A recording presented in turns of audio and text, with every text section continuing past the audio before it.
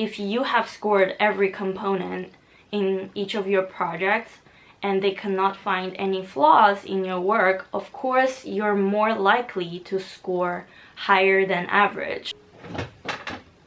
Hey guys, my name is Stella. If you're new here, welcome to my channel. To introduce, I am a past IB student that graduated with a 6 in IB Visual Arts HL. I've also made videos on my comparative study and process portfolio. If you guys didn't already know and watched it, please feel free to check them out. After making my videos on comparative study and process portfolio and receiving so much positive feedback, I've received also a lot of emails from IB students around the world asking me for help and advice.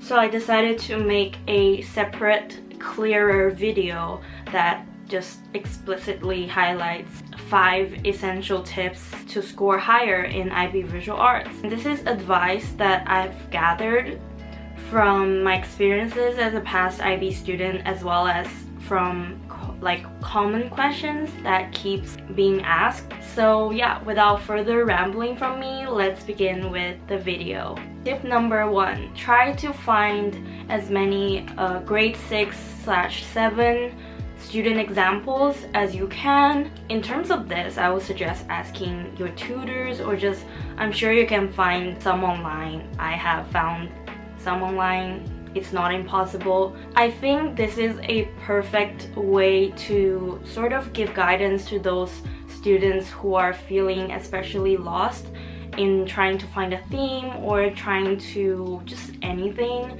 It gives you really good just overall idea on how a grade 6/7 portfolio for instance would look like. What I like to do with examples like this is just to look at their process portfolio, for instance, take out the language, vocabulary they've used, and then try to incorporate that into my own writing, as well as just see how they've structured their process portfolio or comparative study and kind of mimic the structure they've used.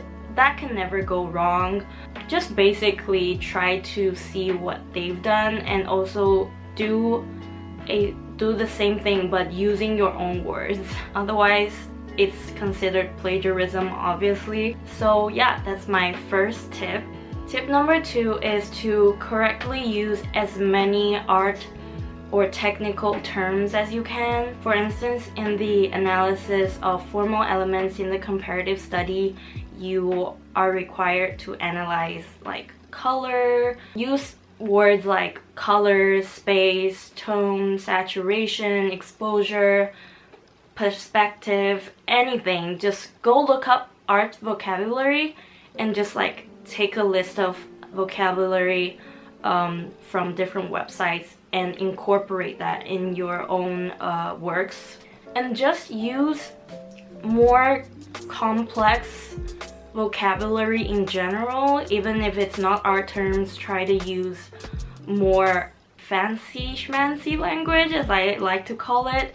Thesaurus will be your best friend. Instead of describing something as good, try to be more concise with your words. This gives the examiners an impression of that you know more than you actually do, I believe. So yeah, that is tip number 2. Tip number 3, present your works coherently. I feel like this is something a lot of people tend to miss out on, or think it's something insignificant but actually is hugely significant. I don't care what you use, please use either numbers or arrows. Label your pictures and images or your works. At least present your work in chronological order so the examiners know where to look. I'm not gonna lie, I got sent some examples from students and I've realized that a lot of them tend to miss out on presentation, and honestly you should really pay more attention into presenting your works, because as far as I know, presentation is also marked. Without citing your images correctly or without labeling your images correctly, perhaps you might miss some marks in presentation. So yeah, this is just a mistake I'm telling you guys to avoid. Tip number 4, try to draw from direct observation. By that I mean drawing your friends or family or anyone you've reached out to participate in your project. I think this is something quite technical but also quite important. Try to not use images from unknown sources, because if the examiners see that you have reached out to someone or you have drawn and taken photos of friends or family and then drawing them, it shows that you put in a lot more effort than trying to find a pretty image online. At least that's my opinion. Tip number 5, read over the marking scheme carefully and highlight the keywords included in the marking scheme. This is something I recommend you to do before you've even taken the course, just to familiarize yourself with what the examiners are looking for. I feel like that's very important. But I'd also like to do this at the end of probably the first draft of my process portfolio or comparative study. I just like to go through each slide and go through the marking scheme, because there are components that you're required to score in your coursework.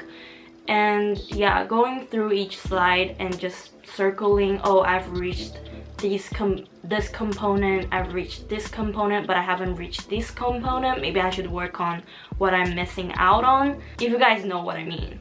It's most recommended from me that you score each component thoroughly in each of your projects.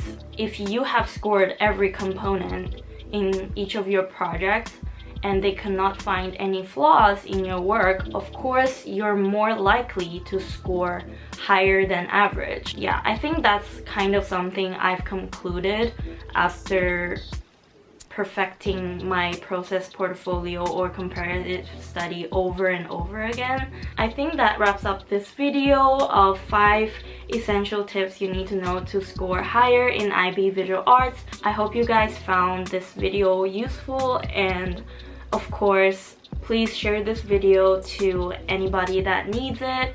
I know a lot of students are struggling right now because of the pandemic. I've received that people cannot directly communicate with their tutors, or they're just not receiving as much guidance as they would like to. So yeah, I thought why not film this video for you guys.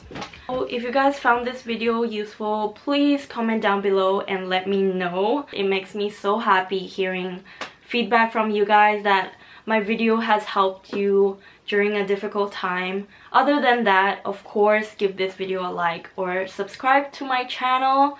I'm sending you my prayers during this difficult time, and I wish you guys the best of luck for your assessments. Until next time, love from Stella!